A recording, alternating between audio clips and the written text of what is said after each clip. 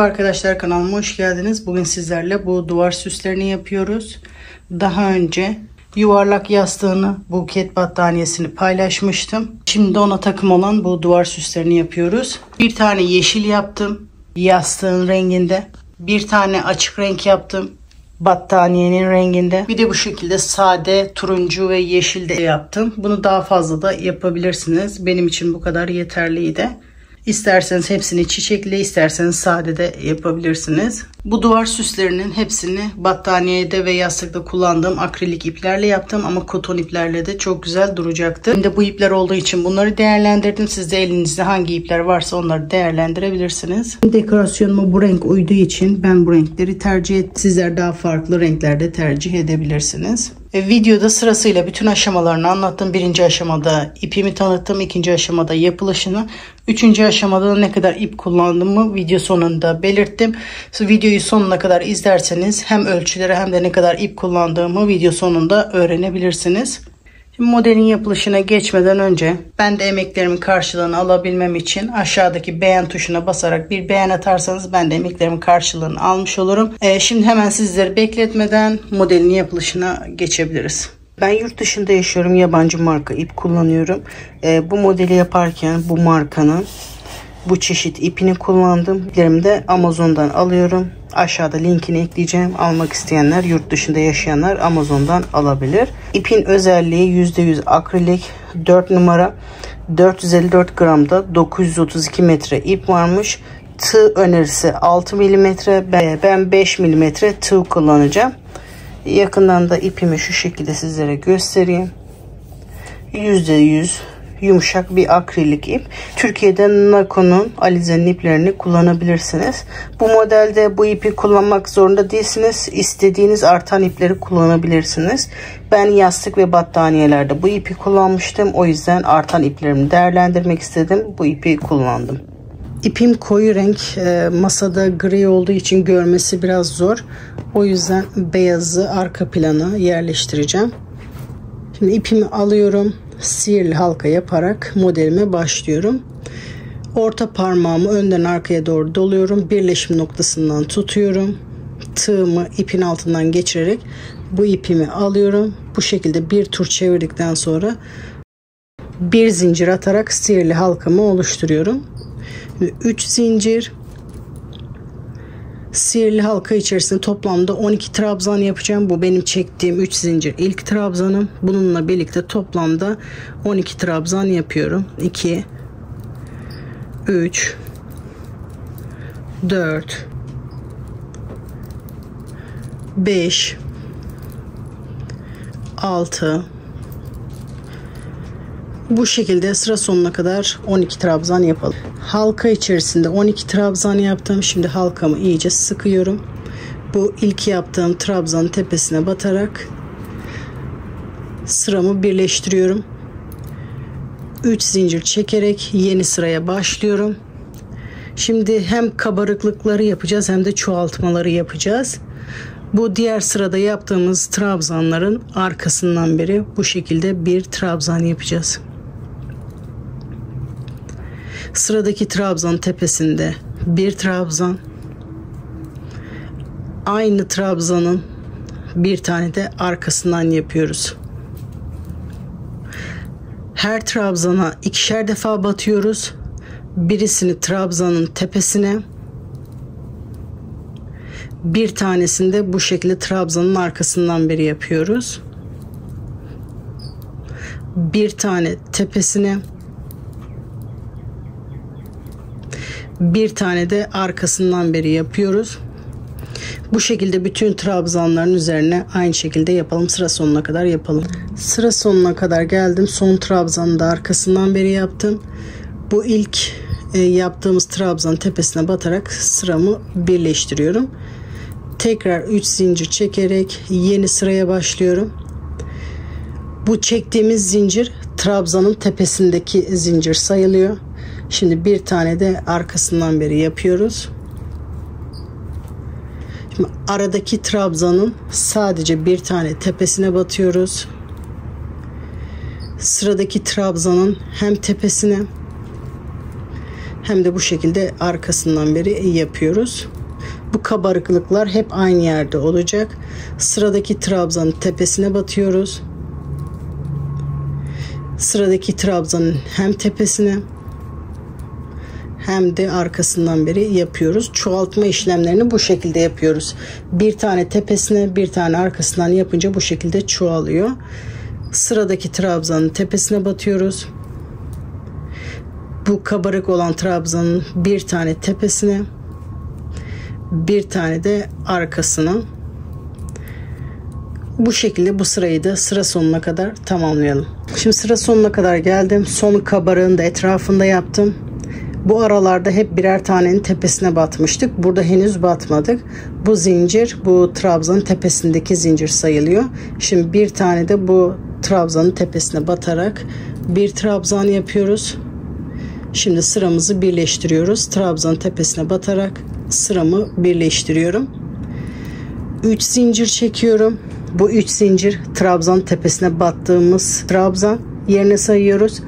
Şimdi bir tane de arkasından beri trabzanımızı yapıyoruz. Şimdi arada 2 tane trabzanlarımız oldu. Onların tepesine birer tane batıyoruz. Şimdi kabarık olan trabzanın oraya geldik. Bir tane tepesine, bir tane de arkasından beri bu şekilde yapıyoruz. Aradaki trabzanların birer tane tepesine, sıradaki trabzanın bir tane tepesine, bir tane de arkasından beri bu şekilde yapıyoruz. Bu sırayı da sıra sonuna kadar tamamlayalım. Sıra sonuna kadar geldim. Hep bu aralarda 2 tane trabzan tepesine batmıştık. Şimdi burada da 2 trabzan tepesine batıyoruz. Bu buradaki trabzan yerine sayılmıyor. Bunun tepesine battığımız çoğaltma trabzan olarak sayıyoruz. Şimdi bir tane bunun tepesine batıyorum, trabzan yapıyorum. Bir tane bunun tepesine batarak trabzan yapıyorum, batıyorum. Şimdi bu yaptığımız ilk trabzanın tepesine batarak bu şekilde birleştiriyorum. Son bir sıra daha yapalım. 3 zincir, bu trabzanın arkasından beri bir trabzan. Sıradaki 3 trabzanın tepesine de batıyoruz. 1, bunların tepesine birer tane yapıyoruz. 2, 3. Şimdi bu kabarık olan trabzanın bir tepesine bir tane de arkasından yapıyoruz. Bunu da sıra sonuna kadar yapıyoruz. Sıra sonuna da gelince 3 tane trabzan yapmamız gerekiyor. Bunu bu çizgilerin oradan yaptıkça bu kendi kendine büyüyor. Bunu kasnağımın ortasına yerleştiriyorum.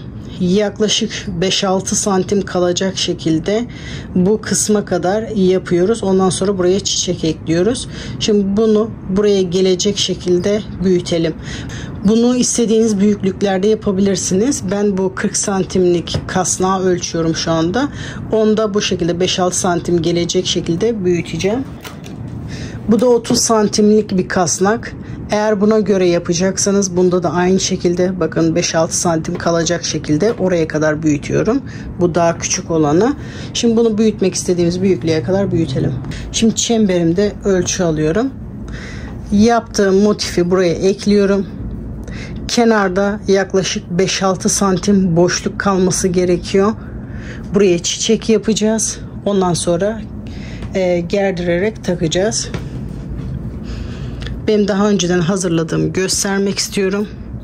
Bu şekilde çiçek tam çemberin içine oturuyor. Bunu ben gerdirerek takacağım. Bu çiçekler bu kasnağın üzerinde olacak. Şu şekilde durmasını istiyorum. O yüzden biraz küçük yapmamız gerekiyor. Eğer böyle yaklaşık 5-6 santim kadar mesafe bırakırsanız çiçeği de yapınca bu şekilde tam kasnağın içine oturacaktır. Bu şekilde hazırlıyoruz. Şimdi yaprak yapımına başlayabiliriz. Şimdi 10 zincir çekerek başlıyorum.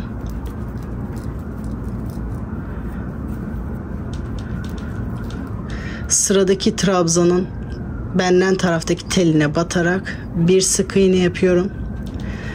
6 zincir. Sıradaki trabzanın benden taraftaki teline batarak bir sık iğne. 6 zincir, sıradaki trabzanın benden taraftaki telinde bir sık iğne. Bu sırada hep benden taraftaki tellere batacağız. Bir tane 10 zincir, 2 tane 6 zinciri yapacağız. Şimdi 10 zinciri yapıyorum.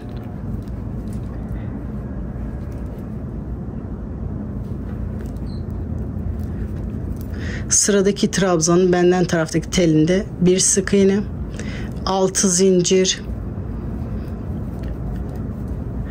sıradaki trabzanın benden taraftaki telinde bir sık iğne, 6 zincir,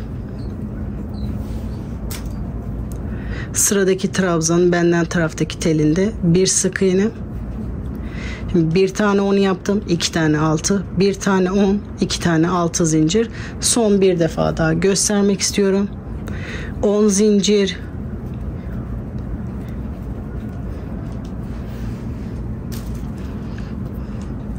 sıradaki trabzanın benden taraftaki telinde bir sık iğne, 6 zincir,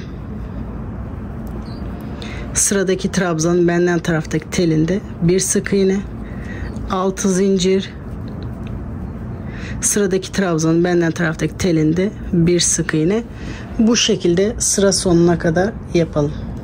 Sıra sonuna kadar geldim.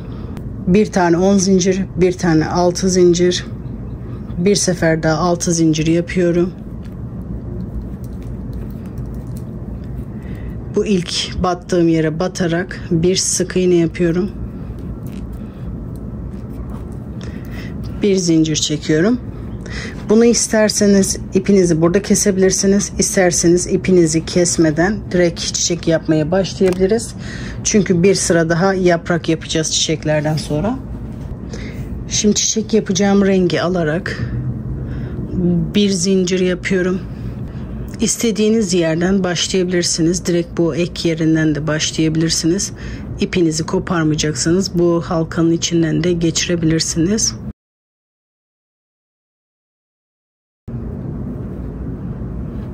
Bir zincir çekerek ipimi sabitliyorum. Şimdi sırasıyla bu arkalara batacağız. 3 zincir çekerek başlıyorum. Şimdi her trabzanın üzerine birer tane batacağız. Sıradaki trabzanın tepesinde bir trabzan, sıradaki trabzanın arka telinde bir trabzan, sıradaki trabzanın arka telinde bir trabzan. Toplamda normal trabzan 3 tane yapıyorum. 2 zincir. Bu son yaptığımız trabzanın şu şekilde teline batarak burada bir trabzan yapıyorum. Tekrar sıradaki trabzanın üzerinde bir trabzan yapıyorum. Bu şekilde çiçek yapacağımız yeri oluşturuyoruz U şeklinde. Şimdi bu son yaptığım trabzanın üzerinde 3 zincir çekerek başlıyorum. Bu trabzanın üzerinde 4 trabzan yapıyorum. 1 2 3 4. Şimdi rahat çalışabilmek için çeviriyorum. Şimdi bu taraftaki trabzanın üzerinde 4 trabzan yapıyorum. 1 2 3 ve 4. Tekrar rahat çalışabilmek için çeviriyorum. Şimdi bu tepede 2 zincir çekip bir trabzan yaptığımız yere sadece trabzanın üzerine bir trabzan yapıyorum. 3 zincir. Bu trabzanın bu şekilde tellerine batarak bir sık iğne yapıyorum. Tekrar aynı trabzan üzerinde bir trabzan, 3 zincir, tekrar şu tellerine batarak bir sık iğne, tekrar aynı trabzan üzerine batıyorum. 3 zincir, trabzanın tepesine batarak bu şekilde bir sık iğne. Bu tomurcuklardan 4 tane yapıyorum. Tekrar bir trabzan yapıyorum. 3 zincir. Bu trabzanın bu şekilde tellerine batarak bir sık iğne yapıyorum. Son bir trabzan yapıyorum ama bunun üzerine tomurcuk yapmıyorum. Bu şekilde toplamda 4 tomurcuk oluyor. Şimdi tekrar çeviriyorum.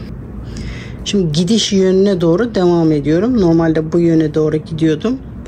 En son bu trabzanın tepesine batmışım. Şimdi sıradaki trabzanın arka teline batarak bir sık iğne yapıyorum. Şimdi bunun orta tomurcuğunu yapıyoruz. 7 zincir. 3. zincirin içinde 3 trabzan. Şimdi sırasıyla zincirlerin içinde 3 trabzan yapıyoruz. Sıradaki zincirin içinde 3 trabzan.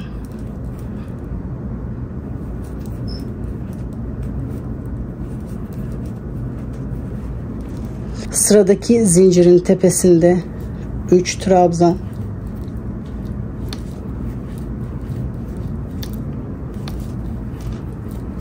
Sıradaki zincirin içinde 3 trabzan.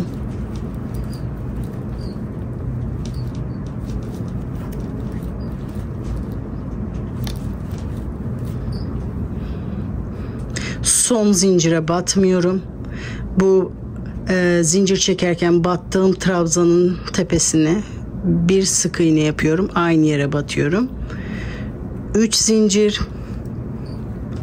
Sıradaki trabzanın tepesinde bir trabzan. Sıradaki trabzanın tepesinde bir trabzan. Sıradaki trabzanın tepesinde bir trabzan. Şimdi burada başlangıcı yapıyoruz. Tekrar çiçek yapmaya başlayacağız. Şimdi bu tomurcuğu bu çiçeğin içine nasıl geçirdiğimi gösteriyorum. Burada trabzanı battığım yerin yanında bir boşluk var. Şu şekilde. Sonra çiçeğin içinden doğru bu boşluğu görüyorsunuz. Bu tomurcuğu buradan bu şekilde geçireceğiz. Şimdi yaptığım tomurcuğu o boşluktan geçiriyorum. Çiçeğin içinden çekiyorum. Sonra kıvırmaya başlıyorum. Bu şekilde çiçeğimiz oluşuyor. Eğer bu görüntüden rahatsızsanız bunu buraya tutturabilirsiniz. Şimdi tekrar çiçek yapmaya başlıyoruz. 2 zincir. Bu son yaptığım trabzanın tepesinde bir trabzan bu şekilde. Sıradaki trabzanın arka telinde bir trabzan. Şimdi çiçek yapacağımız U şeklindeki yer hazır oldu. Şimdi hafif çeviriyorum daha rahat çalışabilmek için. 3 zincir. Bu trabzanın üzerinde toplamda 4 trabzan yapıyorum. 1 2 3 ve 4. Rahat çalışabilmek için hafif çeviriyorum. Şimdi diğer taraftaki trabzanın üzerine 4 trabzan yapıyorum. 1 2 3 ve 4. Tekrar rahat çalışabilmek için hafif çeviriyorum.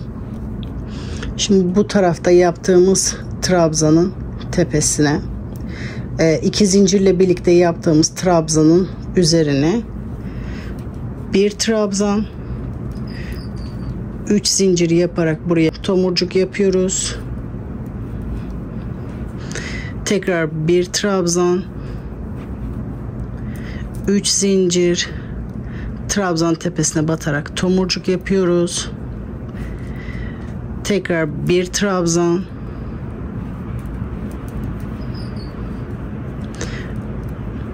3 zincir, tekrar tomurcuk yapıyoruz. Tekrar bir trabzan, 3 zincir, trabzan tepesinde tomurcuk yapıyoruz.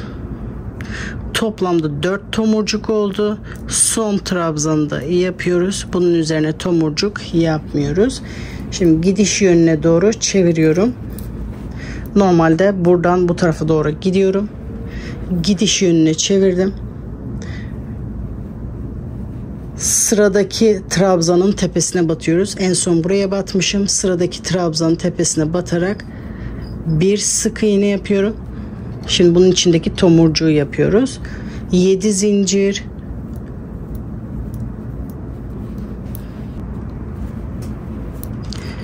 Üçüncü zincirin içinde trabzan yapmaya başlıyorum. Toplamda 3 trabzan yapıyorum aynı zincir içerisinde. Sıradaki zincirin içinde 3 trabzan.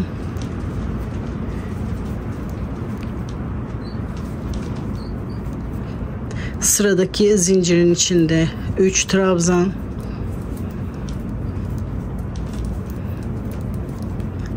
Sıradaki zincirin içinde 3 trabzan.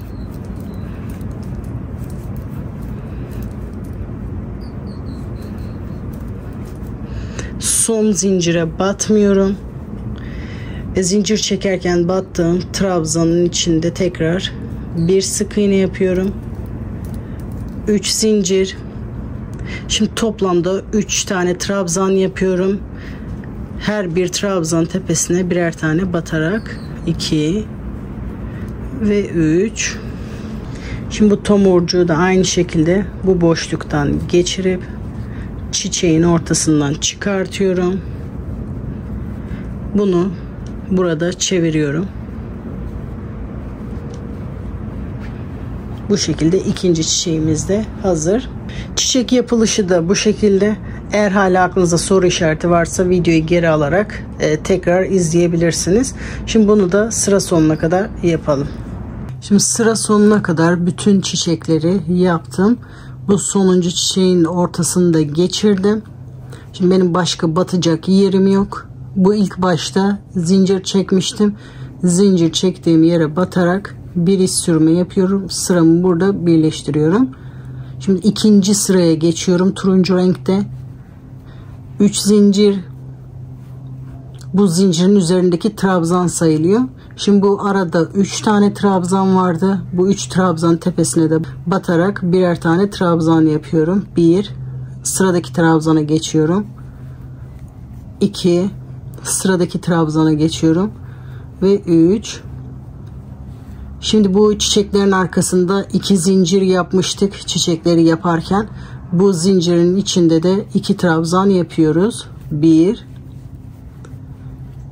2. Şimdi tekrar bu aradaki boşluğa geliyoruz. Bu zincirin tepesine batarak bir trabzan yapıyorum.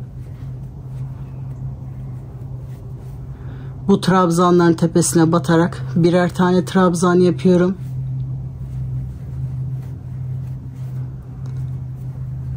Son trabzan tepesine de bir tane trabzan yapıyorum. Çiçeğin arkasında bu 2 zincire 2 trabzan.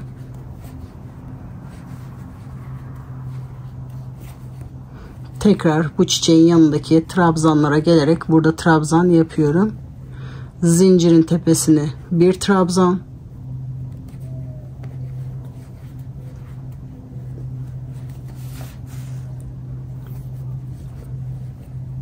Bu aradaki trabzanların tepesine birer tane trabzan.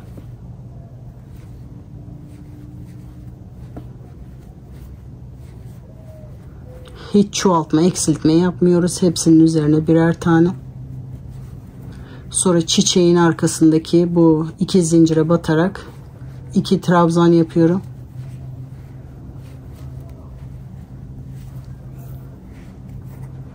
Bu sırayı da bu şekilde tamamlıyoruz. Arada 4 trabzan, çiçeğin üzerinde de 2 trabzan yaparak bunu sıra sonuna kadar yapıyoruz. Şimdi sıra sonuna kadar bütün trabzanları yaptım. Çiçeğin arkasına da yaptım. Şimdi bu başladığım yere batarak sıramı birleştiriyorum. Bir zincir çekerek ipimi burada kesiyorum.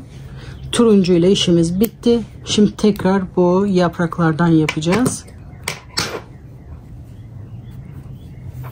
Şimdi tekrar yeşil ipimi alıyorum.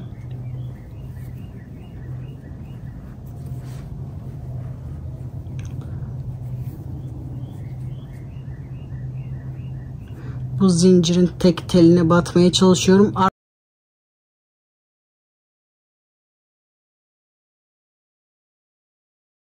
Burada da aynı burada yaptığımız gibi bir sefer 10 zincir yapıyoruz.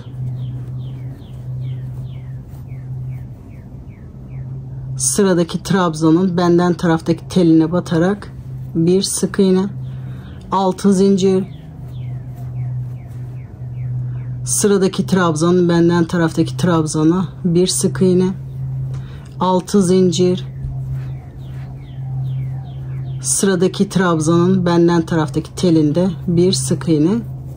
Bu sırada da aynı burada yaptığımız gibi bir tane 10 zincir, 2 tane 6 zincir çekerek yapraklarımızı yapıyoruz.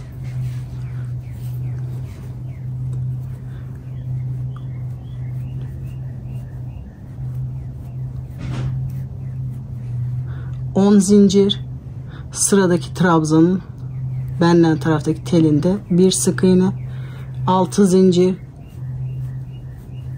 Sıradaki trabzanın benden taraftaki telinde bir sık iğne, 6 zincir.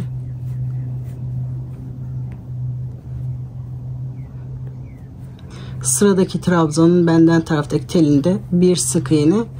Bu sırayı da bu şekilde sıra sonuna kadar tamamlıyoruz. Şimdi sıra sonuna kadar gelmişim. Bir tane 10 zincir, bir tane 6 zincir, bir tane daha 6 zincir yapıyorum. Burada bir yer kaldı. Bu şekilde iz sürümü yaparak burayı da birleştiriyorum. Aynı şekilde olmuş oluyor. 10, 6, 6, 10'la da başlamıştık. Aralar normal oluyor. İpimi koparmadan arka tarafı yapmaya başlıyorum. Bakın bu trabzanların ön tellerine yaprak yaptık. Arka tellerine de şimdi arka parçasını yapacağız. Trabzanın arka teline doğru şu şekilde bir iz sürümü yapıyorum. Arka tarafa geçiyorum. 3 zincir çekerek yeni sıraya başlıyorum. Bu benim ilk trabzanım ve bu trabzanın tepesine batmış oluyorum. Bu sırada bütün trabzanların üzerine birer tane trabzan yapıyorum. Bakın arka tellerine bir tane trabzan.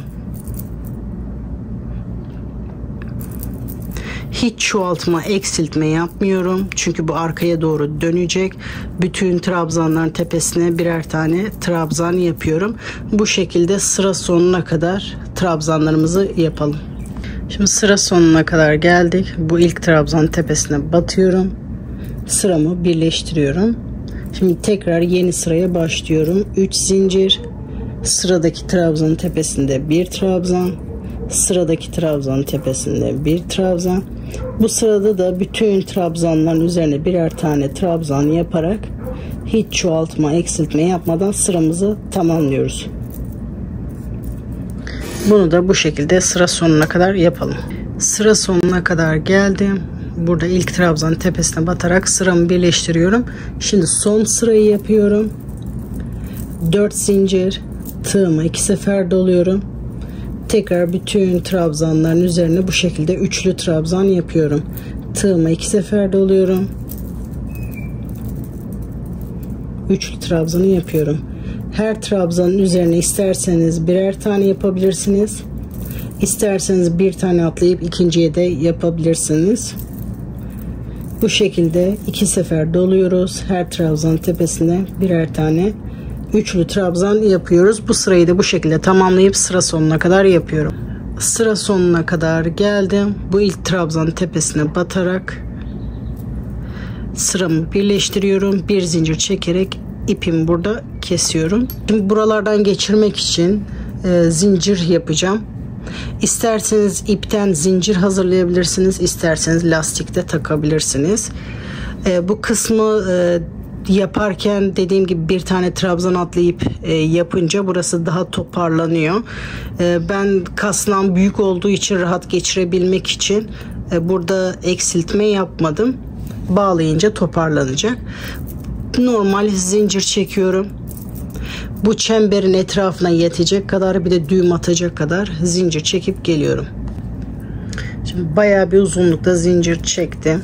Bu şekilde halkanın etrafında bana yetiyor. İpimi burada kesiyorum.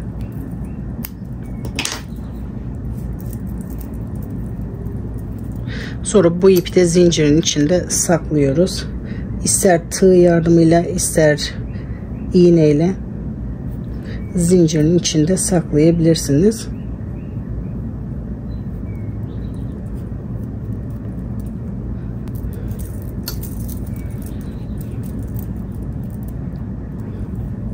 Fazlalık ipi kesiyorum.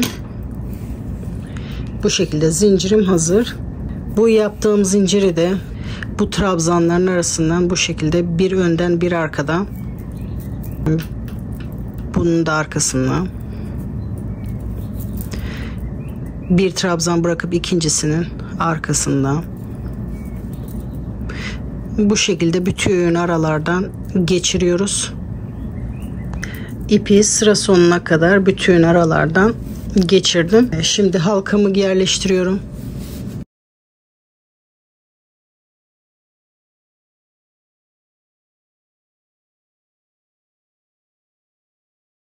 Halkamı geçirdikten sonra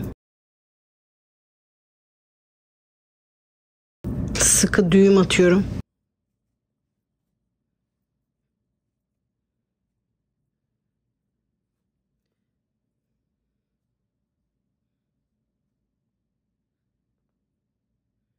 Sıkı bir düğüm attıktan sonra fiyonk yapıyorum. Daha sonra kolay açabilmek için. Sonra bu iplerimi de arkaya doğru saklıyorum. Şimdi yamuklar varsa düzeltiyorum. Bu modeli yaparken ahşap halka kullanmak zorunda değilsiniz. Bu şekilde sert demir halkalarda kullanabilirsiniz. Ben düz olarak da yapacağım. Bunu halkanın boyunda yaptım. Bu son yaptığım üçlü trabzanı bunun dışına da yapacağım. İp geçirmek için. Ekstra bu trabzanlardan yapmama gerek yok. Bakın bu şekilde halkanın boyunda yaptım. Bunu da yapınca benim için yeterli olacak. Bunu da bir sıra bu trabzanlı sıradan ekleyip bitiriyorum. Size bunun bitmiş halini gösteriyorum. Bu şekilde sade olanlarını da yapacağım. Buradan ipleri açarak istediğiniz zaman yıkayıp yerine takabilirsiniz. Duvar süslerin bitmiş hali bu şekilde. Bu en büyük yeşil olana ahşap kasnak kullandım, 40 santim. Diğer küçüklü olana 30 santim ahşap kullandım. Bu yeşil olanda 25 santim tel halka kullandım. Bu turuncuda da 20 santim tel kullandım. 40 santim ahşaba yaparken orta kısmına 100 metre ip gitti. Yaprak ve arka detaylarına yaklaşık 30 metre kadar ip gitti. Bu çiçeklere her birine 5 metre ip gidiyor. Çiçeklere de toplamda 145 metre ip kullandım. 30 santimlik ahşaba taktığım çiçekli duvar süsüne de orta kısmına yaklaşık 40-50 metre civarında ip kullandım. Yeşil kısmına yaklaşık 20 metre kadar ip kullandım. Çiçek kısmına da 95 metre ip kullandım. Bu yeşilde de yaklaşık 50-60 metre ip kullandım. Bu turuncuda da yaklaşık 50 metreye kadar ip kullandım.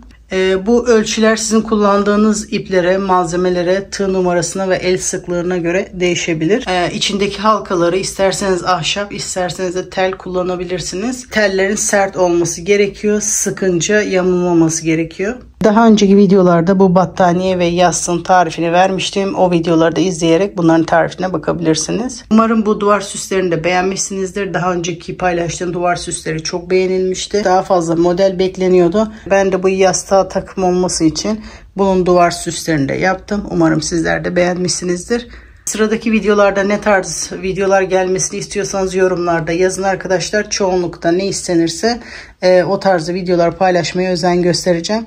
Neler bekliyorsunuz yorumlarda bekliyorum.